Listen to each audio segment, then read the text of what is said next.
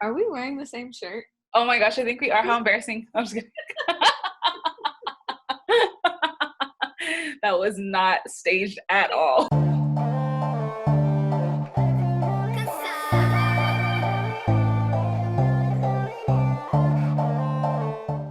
I'm BreeKay. I am a music producer, artist, songwriter. I think I like to consider myself primarily music producer and songwriter, but I'm all of them. And I'm also now a business owner, which is interesting. And yeah, and then I also have a regular job, and I'm a daughter of Christ. One of my first questions I want to ask is like, how did you get started in music? Like the very, very beginning, or like? I guess not the very beginning. I guess starting to dabble in music production and even songwriting. I know a lot of us, start when we're young. We have like little, people can see little hints of that in us, and then, you see it in yourself, and you're like, you grow up and be like, oh, when I was doing that, that's why I was writing in my little notebook at whatever years old, or, that's why I was playing on the keys or whatever at this years old. Like, but I guess like more of how did you learn how to use these tools that you have to produce? My first experience with music production was my dad getting me, it's the Korg Triton Music Extreme Workstation. And he got that for me for Christmas. And I was a teenager at the time. And so that was my first experience with it, because somebody else at my church had a Triton, but a smaller one, and he was producing music. And my dad saw that I had been writing songs and singing since I was super young, like 5, 3, whatever. 5, 3, 2. Outside the womb. My dad got me that so that I could start, I guess, so I could start making beats. I really didn't know that that's what it was for. I just started messing with it. Mm-hmm. And then I started making beats on it. And that's how it started. And then my dad got me Pro Tools, I think, for my following birthday, like right after that. And I didn't actually open it until I went to college because I didn't know what it was. And I installed it like after I went to college and stuff, and then I started using it. And so throughout college, I would record songs and stuff, and they started out really, really trash. And they were so terrible because I didn't know what I was doing, Right. Throw reverb on it. It's like all muddy. Like I didn't know about like computer or anything. And I'm sure back then you were like, this is it. It was so bad, but that's how that's how you learn, just hard. And then after I finished college, that's when I started learning about what mixing was, when I started with Try, which was my co-producer at the time. I was part of an EDM duo, and he was the one that introduced me to mixing. And the mix needs to be better. And I didn't know what that meant. And so then I just started like looking up videos and things about mixing, and I found the Recording Revolution YouTube channel. Okay. And I watched like so many videos. I remember there were like 3 days where I did nothing but watch. He had different series called 5 Minutes to a Better Mix. And I watched like all of them because he was one of the few on YouTube that showed tutorials for Pro Tools, because most people were using like Ableton and things, Fruity Loops and stuff like that at the time. And not a bunch of people were like on YouTube using Pro Tools. So he was one of the few, which is why I kind of gravitated toward his channel. And that's really the gist of it. Would you say that like it helped you immensely when it came to mixing, like those videos? Yes, completely. I feel like that's how I learned how to mix, was from his videos. Because I didn't know. Otherwise, like I just didn't know. Like I didn't know what EQ did. I didn't know what a compressor did. You know what I mean? Like I would see it in my program, but I didn't know what those things were. And like I know that like it probably, you're always still growing, but how much, I guess, do you think that you've grown thus far with the whole mixing thing? Wow. At first I was like, I don't know, because I feel like, I guess it's with everything, but including mixing, like sometimes I get discouraged. Like so there's times where I listen to a mix and I'll compare it to like another producer who's kind of like at the same level as me, or who's a little bit ahead of me or whatever, and I'll be like, oh, my mixing's pretty good. And then there's other times where like I feel like I'll play something in front of somebody and they just played like their beautifully mixed, you know, professional track, and mine is just like can't even hold a candle to it, and I'm like embarrassed. So like I don't know, like I think but then like I mentioned in the last video that I did, there have been 3 different people recently who told me that my mix sounds really clean and really polished, and that makes me feel really good because one of them I don't know, he was like a random person, but the other 2, they're producers. And so like I felt really, really good about that. I was like, what a compliment, because that's literally what I've been trying to do for a long time, is like not be embarrassed of my And I don't think a lot of even like people that like do music, artists, I would say mostly than producers, but I don't think sometimes that they realize how important the mix is in their track. And it's like you hear it sometimes, you're like, oh my gosh, like this is really bad like Michael Jackson bad. Like seriously, you're just like, oh my gosh, like this could be like a really lit song if the mixing was done, like any type of mixing, like girl, they didn't even try right, like it's completely unmixed. Yeah, and I think that sometimes people just don't know. And like back then I was like, why does it sound like, you know, they recorded it in the bathroom? And like now you're like, okay, that was why. Like the mix was not there, it was non-existent at this point. No, but seriously, like you see that all the time, like people they just don't know. Right. So I think that it's also important that you talk about that, or producers talk to artists about that, because I feel like artists aren't always in the producer mindset. They don't always hear things that the producer hears.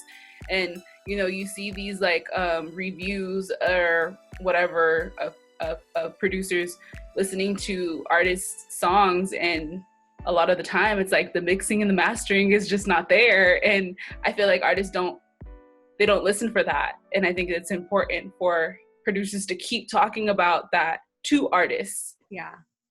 But like learning how to mix your own vocals, like that right there will probably do more for you than like, I don't know, than you think it would, you know? Like just because if you know how to record, you may as well learn how to just mix your own vocals. You don't have to mix the whole track, all that stuff. Like, I think just that alone will do something, because a lot of times like people purchase these tracks and then when they record over it, you can tell the vocals not mixed. Right. It's like unfortunate, because it's like I see what you're trying to do, but like so, and then there's certain producers who like they cannot see past a bad mix, like girl, past it and tell you the song. I know.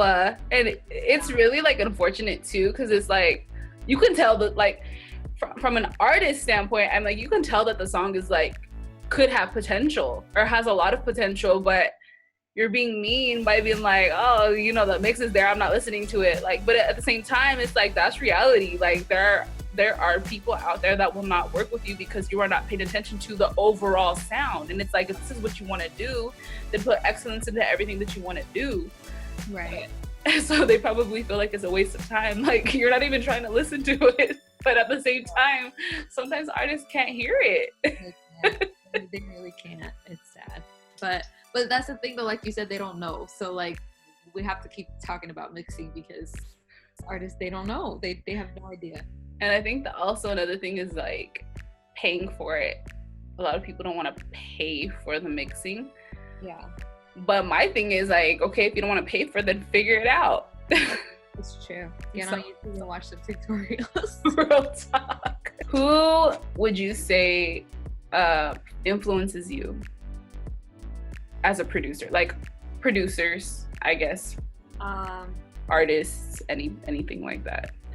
I know I'm gonna miss some, like I'm gonna forget and then realize later, oh my gosh, so-and-so, but because I always do that. But I think that biggest influences, Porter Robinson, I would say Dark Child, probably indirectly, but definitely. And then, well, there's producers that I kind of just like look up to, like John Bellion or Lido or Zed or Calvin Harris. Producers who like Maddion, like producers who have like a sense of musicianship. Because I think that like probably 75% of the ones I just named are amazing musicians, like make me want to slap the crap out of them because so good. Can play every instrument, like all that kind of stuff. And then there's others who are not that good. They're probably more like me, where they're like, they can play, but they can't like play like every instrument, you know?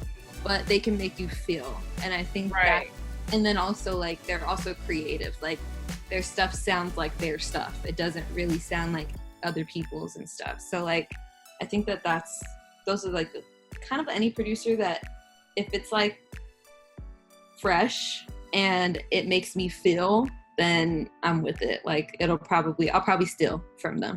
I'll still steal from them. So then would you say that you have one sound? I don't know because I feel like people have asked us like what our sound is, and I don't know, but I feel like people have told us you guys have a sound, but I can't tell. So I don't know. I don't know. Okay, then if you don't have a sound, how would you describe your sound? Like, I guess your default settings, if you will. Because I'm sure like we all have those things that like we go to first and... Right. I don't know. I guess. This is where you plug in your top 5 plugin video. Right. I know. Okay. Well, I guess, but that's the thing though, those plugins, like I'll use on anything, you know, like, because, well, mostly I stick to the genres pop, R&B, electronic, hip hop, and orchestral. But like those are pretty much the ones I stick to. I don't really branch that far outside of that most of the time. But so I think any combination of those would probably describe my sound. I say it's home studio pop because that's what it sounds like to me. That's so funny. Is that really a genre, or did you just like say that? Okay. Oh no, there's so many sub-genres, I can't keep up. I think it's called bedroom pop, and I think that's what it is, but I didn't hear that term until after using home studio pop, so I don't know if it's like that's what that is. It could be. And it's so funny that I was talking to one of our friends earlier about just like not having to rely on studio time, having to go to the studio and pay studio time or not. Like I was just saying, it's so necessary to have your own equipment, even if it's, you know, the most cheapest equipment. Like it is just so necessary as an artist, as a producer, to have your own stuff so that if you wake up in the 2 a.m. and you with an idea, you could just record it right there. Like I feel like it's unfortunate that people who are aspire to be artists, that they don't value it that much to buy a, you know, $30 microphone and the free GarageBand that they have on their Mac and record stuff. And I feel like it's so accessible now, and people don't take advantage of that. They feel like it's too hard to figure it out. They'd rather, you know, pay someone, and then they're complaining that they have to pay someone, and it's like, you know, you can't win. But I think that it's really cool that you have your own stuff in your bedroom at the palm of your hand, basically. Mm-hmm. And a lot of people don't. And I'm super grateful that you have your stuff and that you figured it out, because I was like, oh my gosh. I was asking our friend, like, how did you figure it out? He was just like, YouTube University. I'm like, seriously, like everything is there. Yeah. So, and that's what he was saying, like, you just figure it out, like you do. And yeah. I know. So actually somebody asked me last night, I think, like what's a good, I like what you said, that you said like having a $30 microphone, or like, you know, like you don't even need like the most intense setup, but just like something. Somebody asked me like, what's a good program to start out for producers? And I told them whatever program you can afford. Like, honestly, it doesn't, like, I feel like it doesn't really matter. There's people making hits in GarageBand. Like, there's people making EPs on an iPad, and it sounds professional. Girl, yes. So, like, like it doesn't matter. It really doesn't. I feel like people think that like whatever you learn, that's what you're gonna learn, you know. Right. I don't know that one's easier than the next. It's just whatever you learn, that's how you're gonna learn. So all of them are gonna take time to figure out the interfaces and settings. And there's a learning curve for all of them. So like I feel like just pick one, whatever one's most affordable for you and then is compatible with whatever computer you have, just do that one.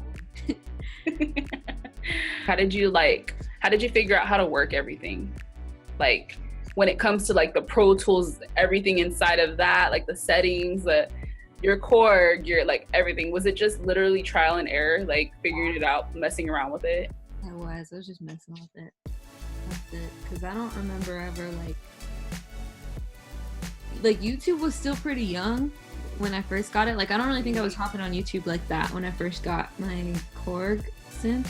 And then when I first installed Pro Tools, like I really wasn't on YouTube like that either. So like it was just messing with it really, because I don't remember ever like reading an instruction manual or anything like that. Like, what does this do?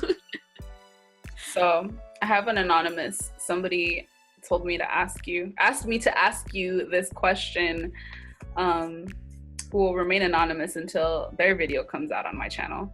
That's why everybody should subscribe to my channel so that they can keep up with all of my videos. But anyways. God. Right, exactly. They listen to a lot of your music, your songs, your songwriting. They want to know who are most of your songs about. Who? Mm-hmm. Other people.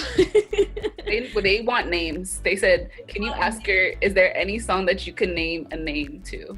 Name a name. Let me think. Well, something juicy. Don't say something that's plain Jane. I don't know if I have anything juicy like that. What songs? Oh, okay, like Jester. Okay. That was about this guy. It was about this guy who I was talking to, I was with or whatever, like in high school. And literally like we weren't even like together like that. Like first of all, I wasn't allowed to date and I like never saw him. So like, and then I got my phone. So like he was just like, well, I feel like you're not putting forth the effort. He like messaged me on MySpace or something. Like, I feel like you're not putting forth the effort. I was like, yeah, I'm really not. I think we're done. Like, what's his name?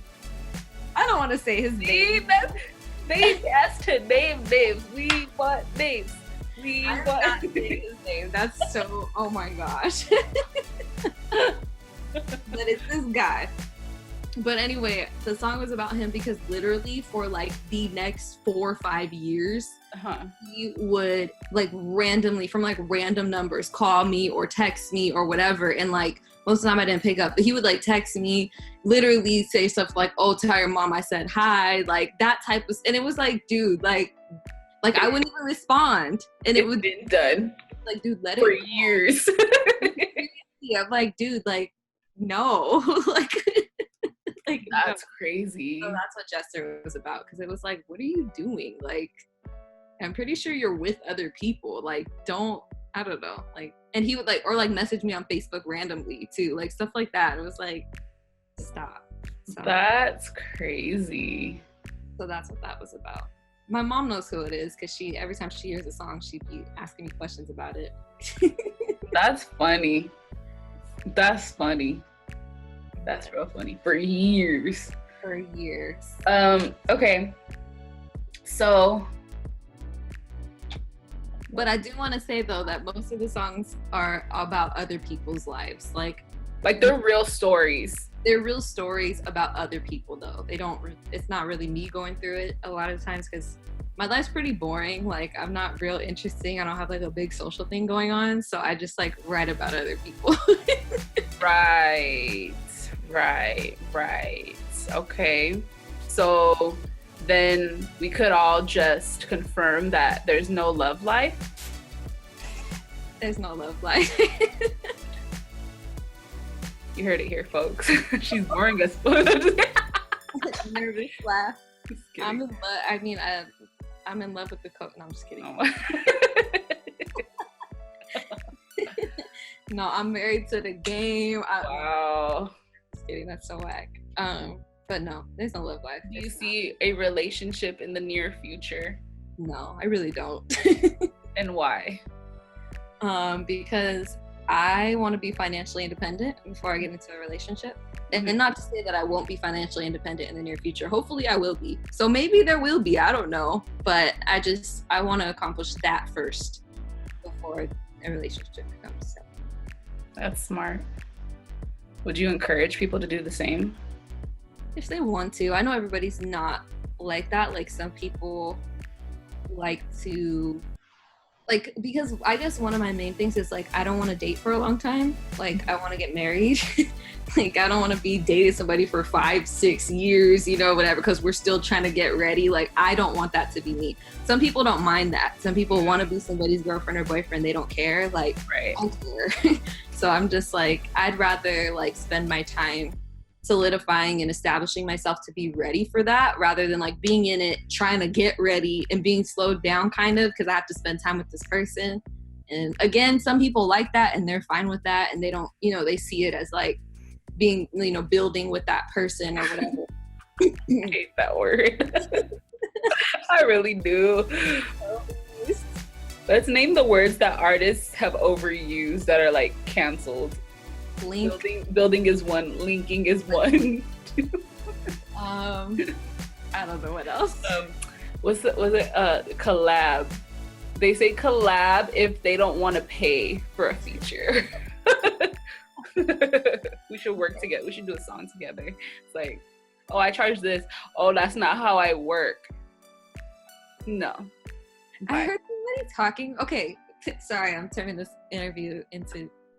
I heard somebody talking recently, and they were saying something like how they don't like when they hit somebody up to work and the person gives them their rates. Like, oh, we should all be building together and like that type of thing.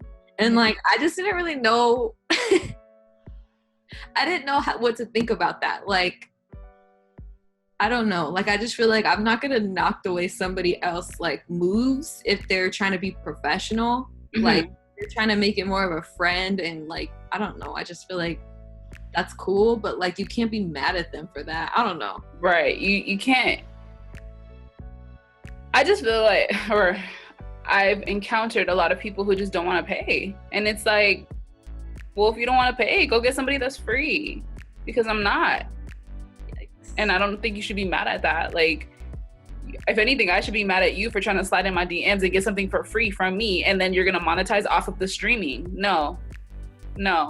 You're right. You're selling the song. Like, no. You're right about that. It's ridiculous. Anyways, I done got pissed off. But anyways. It's offensive. As an artist or anybody who's doing music, I think it has such, and not so much now, but I would say that the older generation definitely still look at music as a starving artist. You don't get paid off of music. You don't, you can't make a living off of that. It's like 1 in a billion, like it's the 0.001% of people make it and actually live off of that. But now I think it's more realistic because we're so, everything is so accessible, like we were talking about earlier. You can buy your own equipment. You can put stuff on the internet literally in seconds. Like you could literally just record off of Instagram. That's a free app, and be recording videos, uploading daily. YouTube is free. Like everything is free. And, but I think that where artists have problems is where they can market themselves and make money at the same time. Mm-hmm. I think a lot of people, sometimes they literally will be, doing music for years and years and years and never get anything because they don't know how to navigate through marketing or through like selling merch or selling stuff, beats, anything, features. Mm-hmm. Like they don't know how all of that works, and they probably think what everybody thinks. Nobody wants to pay for, a feature. Nobody has money, but there are people paying for features, and there are people that are spending money on studio time and engineers and mixing and mastering and all of these things. Like people are doing it, you have started your website up. And I wanted to ask what the process was of starting your own business, quote unquote, via website, and selling your beads or leasing your beads, or how did everything, I guess, come into play? What was the whole process from beginning to end, and how did you feel it was gonna do, and how do you feel about it now? I started getting the idea to do a beat leasing website probably like, I don't know, sometime last year, maybe like around a year ago. And it was through watching YouTube videos, of course. I was like watching Curtis King's videos like every day, which led me to watching just videos on different producers that are actually, not all of them are full-time. Some of them are full-time, some of them are not. But I mean, I was watching guys like DJ Payne 1, Chris Punsalon, Lifestyle Did It. Like, they're guys that, I mean, they really beat. I think the only one who doesn't strictly do music is Lifestyle Did It. And he basically is just kind of being smart about his money, which is why he always says like he feels like he works 2 full-time jobs, because he works a full-time job, but he also does his music full-time. So it's basically like 2, he's doing 2. But anyway, I watched all the videos, and then I told myself I was gonna, Curtis King had a course on how to build your own beat leasing website. I told myself I was gonna buy the course, I was gonna take it. I put it off and put it off and put it off, and finally it was New Year's Eve, and I was like, what did I do this year? And so I was at home, I was sick, and so I was looking through my journal, because I have a journal where I kind of like keep all of my just like businessy ideas in it, and I saw it, and like the last time I looked at it was August, and so I was like, let me go ahead and get the ball rolling on this, like, and I was like telling myself like you're putting yourself, like, you keep procrastinating buying this course, but like literally you don't think twice about going to the movies, you don't think twice about buying lunch, like, having a music subscription service, like all these things, you don't even think twice about that. But this is something that's going to change your life. Like, so I finally bought the course, I took it over winter break, and followed all the steps and built my site. And then I gave myself until February. I was like, I'm gonna launch my site. So literally Curtis King's course like showed you, I say showed because he now switched platforms and has his own subscription-based platform. But the course, it did show you like literally how to build a site from beginning to end. Like a beat leasing site, completely how to do it. So like I literally just followed his course. And then I've built a site before for my job. So I kind of like knew how to, add on extra things or do different things if I wanted to or stuff like that. So that's how I did it. I didn't really know what to expect. Obviously, everybody wants to sell. But I did a video on it on my YouTube channel about my first 2 weeks selling beats, and I sold beats, and I also decided to put merch up there. I have 5 different beat leasing options, spanning from content creators to MP3, wave, trackouts, and exclusives. And it was interesting to me because the content creator idea came pretty late. I think it came to me maybe like halfway through January. And then the idea to sell merch came to me like around the same time, which both of those things came late, and I contemplated and I was like, I'm just gonna do it.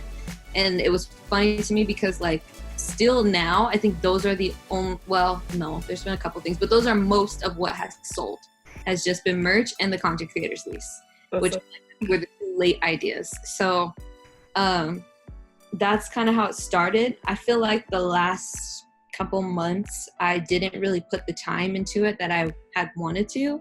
Mm-hmm. Part of me was lazy. Part of it was discouragement mixed with being lazy and just, feeling wore out because I wasn't taking care of myself and, stuff like that. So I didn't really get to put the time in that I wanted to, but then I was really, starting to build up to my spring launch, which I just did, or spring and summer launch. And so with doing that, it's been okay. I think I am starting to be able to see, like, after having the conversation with you and Bub the other night, you and my brother, Lorenzo, Jack the Ripper. After having a conversation with you guys, I think I kind of gained clarity on how I kind of am seeing who who I'm getting the attention of, and it's really the people that I'm helping with my YouTube channel and with my Instagram. Like the people that are getting tips from me and using them for their own stuff. Like, so I think that because I'm starting to see that, I'm going to start like just kind of focusing my platform or whatever to like help them, because like they're the ones that are getting the most out of it, and they're the ones that are hitting me up and, you know, really engaging and that kind of stuff. So like, and it's a whole new crowd, which is cool.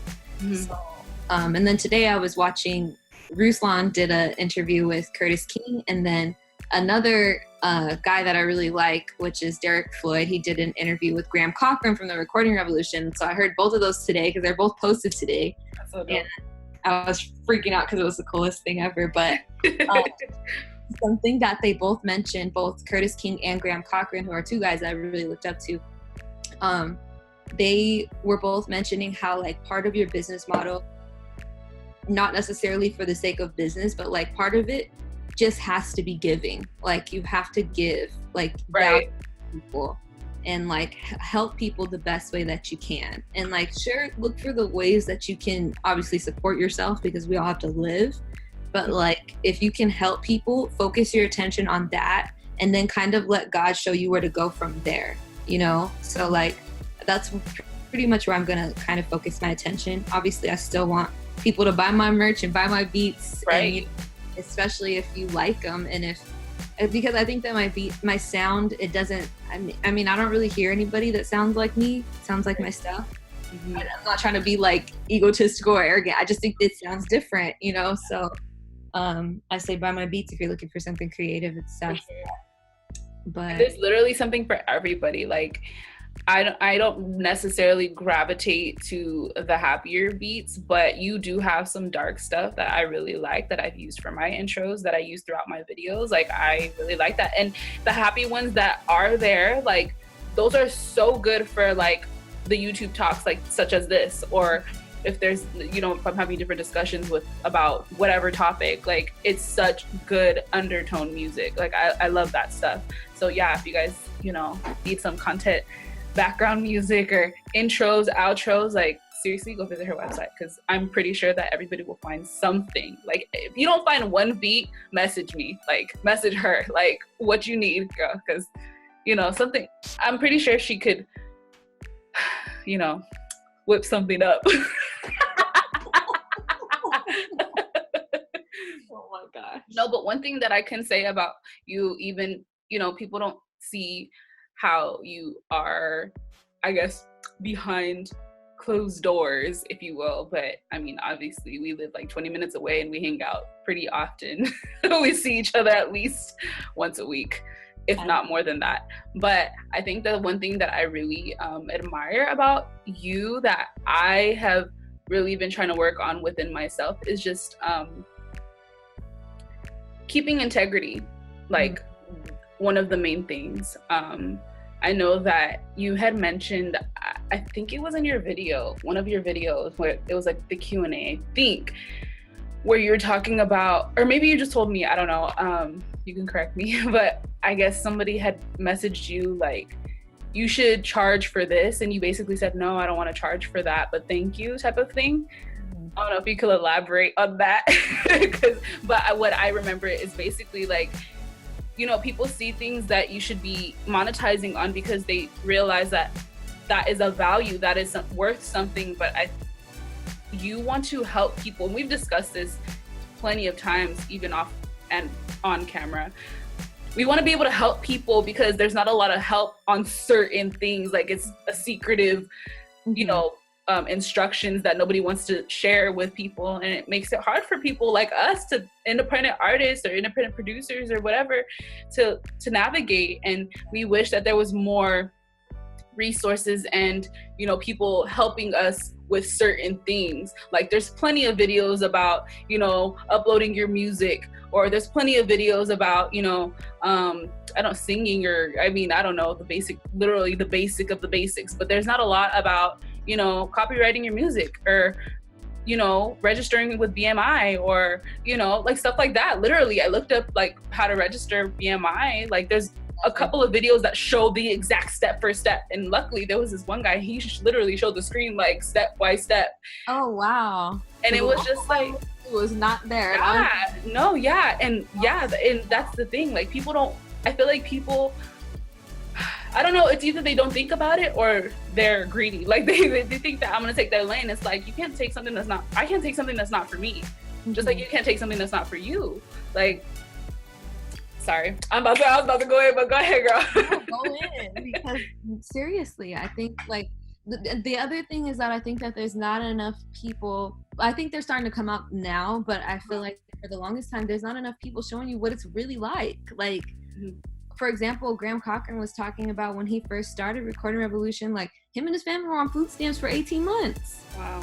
Like, because they up and moved from Virginia to Florida to help start a new church or whatever. They were on food stamps. He's like, I was embarrassed. Like, you know, I felt like a failure. And, you know, at least I just wanted to go get a job at Home Depot or whatever, like be secure. And his wife was telling him like, no, you have something here. You know, like we could do this, you know, whatever. But like, I think there's not enough people out there really telling people like, sometimes it's a struggle, you know, or like you shouldn't, you know, I don't know, like just count certain things out. Like if the Lord don't tell you to leave your job, right, you shouldn't leave yet. Right. You know, like, because there's certain things that are really a struggle. Like, right. And I was even like ran across this article on one of these Instagram accounts that I follow, and they were saying like this one girl that was like a travel vlogger or something, she was like $10,000 in debt trying to have the perfect Instagram account. And she's like, yeah, I have 39,000 followers, but that doesn't translate to $39,000. Like, but I just feel there's not enough people that are like really keeping it real. Like, it costs money to do some of these things, you know, sometimes things don't just pop off. Like, it's years of building relationships, and, you know, like, I think there's just not enough people out there really giving people the really real, you know? Right. Seriously. And I agree, but can you tell that story? I don't know what it was. I forgot. And was it on your Q&A? No, it was, I sent it in an email, in one of my emails. Okay.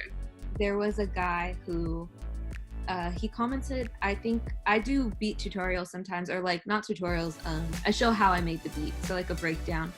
And I was showing how I made one of my beats, and I posted a clip from my full video on Instagram. And this guy commented basically saying like, you should charge for this kind of content, like maybe show a little clip and then charge for like the rest of it or something like that. Basically like monetize off of it. Don't just be giving this stuff away for free type thing. And then I replied to him, like I thought about it for a little bit, and then I ended up replying to him, and I did tell him like, part of my mission like in life is to help other people maximize their creativity. Right. So if putting this up here for free and showing people how I did it, like, is going to help somebody do that, I'm down to do that. Like, you know, free of charge. I understand when it's like, you know, a bunch of work or like a bunch, like, then yeah, but like, I don't know, like something like that. Like, yes, it's work, but like, I'm in a position where I'm able to give that to people. So like, why not, you know? Right.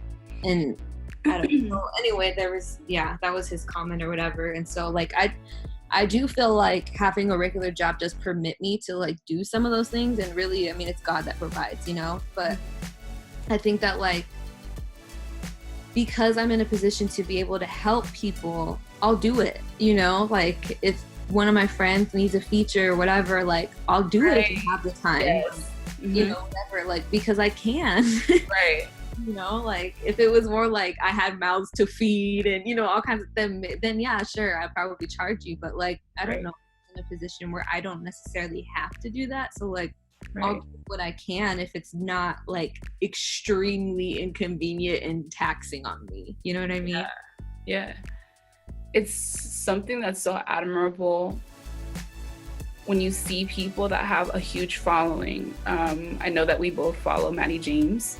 Mm-hmm. And I know that even my other friend, she really likes Jasmine Star, and I follow Maya Elias, which is Maddie James' sister.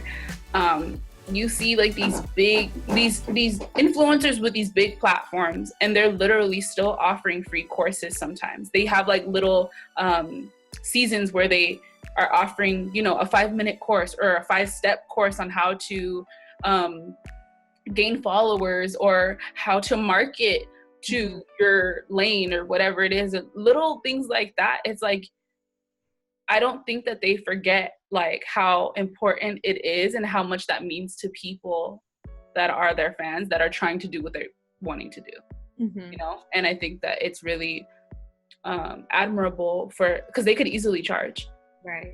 And they do, but there are like, it's not like those freebie classes that nobody wants to take. Like, no, these are classes that people actually want to take, and like sometimes they get sold out, or like the signups, like there's a max sometimes, and sometimes you're late, and you know, that's unfortunate for you. But the thing is, like, it's free. Like, they're offering these free classes that people want to take, and it's like, I feel like they're gonna get a return on their investment, but like people don't talk about that part, you know, like.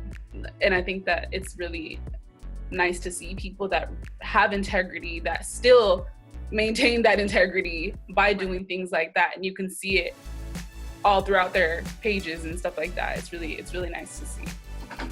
Like, even all the people that you just mentioned, and then the ones who I mentioned, like Graham Cochran and Curtis King, like they have, you know, really big followings amongst producers and engineers and things. And like I'm thinking about it, Maddie I've been following for years, and Maddie James, and then these two, Graham I've been following for years, Curtis King I've been following for like about 1.5 years or so, and like all of them, their free content, I've learned so much from their free content. And like I think that is that's just part of their brand at this point, is like they're gonna give as much as they can. And then when it's something that's going to like really take the time for them to lay it out and, you know, all these different things, then they're going to charge. But a lot of times they only charge if they know that it's going to help you, like you're going to make your money back, basically. That's good. By learning this, you know? Yeah, for sure. Yeah, so they're all dope. I've done a few of their webinars, and, you know, like, or took their free classes and stuff like that. Their content is you can learn so much from their free content. Real talk. Even Jasmine Star right now, she's doing this like, I don't know, it's like this 5-step thing, or no, actually it's like a 5-day challenge. It was free. I didn't take it, but I saw it, and then I brought it up to my friend, and she's like, oh my gosh, I'm taking it. Like, I'm already taking it. I was gonna tell you about it. And I was like, oh no, I don't feel like taking it. But it was really cool. Like, I think it's really cool. Like, she had like it's like a 5-day challenge, and then she puts like maybe 3 or 4 steps, what you have to do every day, like how to market, how to gain these following, like a genuine following, not like these fake followers that, you know, follow and unfollow. Like, no, like, you know, talk about yourself, be vulnerable, like, you know, different things like that. And I think it's just really cool and interesting that people are still thinking about people that, like, influencers are still thinking about people that don't necessarily have a big following but are fans of them, that want to do what they do. So anyways, my next question was if you guys know BreeKay sounds, you know she loves, right now she's obsessed with Michael Jackson. Obsessed. Yes, I am. He's just the GOAT, first of all. The freaking greatest ever. Like, and so I just want to tell the people real quick, like, that I had texted you earlier, and I was asking you, do you think that he was ever just like looking at all his accomplishments and everything, like, yo, I'm the man, like, can't nobody see me? Like, we could never picture him being like that. No.